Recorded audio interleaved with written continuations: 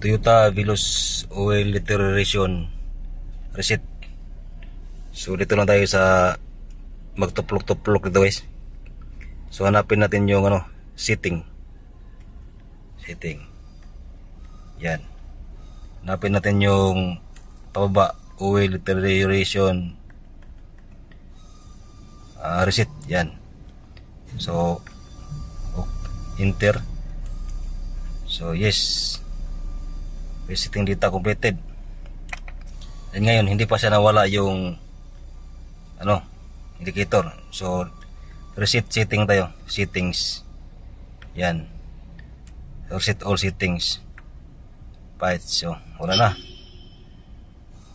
Pero kung gusto mong umilaw ulit sa next na PMS, so punta ka sa guys, sa punta ka naman doon sa maintenance settings. Yan, enter ka. So will change timing notice. So dyan lang, i-click mo lang yan, enter,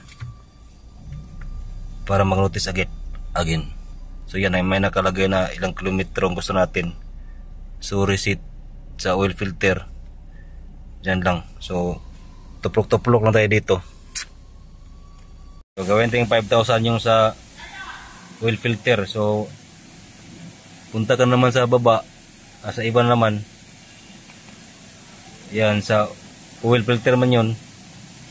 So may nakalagay yun dyan na tire rotation timing notice. So depende lang sa'yo kung ilang kilometer ka dyan, mag settings. So yan, oil change timing. So kasi nireset natin yung lahat ng setting. So enter natin yun guys. So lagyan natin kung anong next notice natin gusto, anong ilang kilometro. So yan. So gusto natin 5,000 kasi every 5,000 tayo nag change oil. So yan lang guys.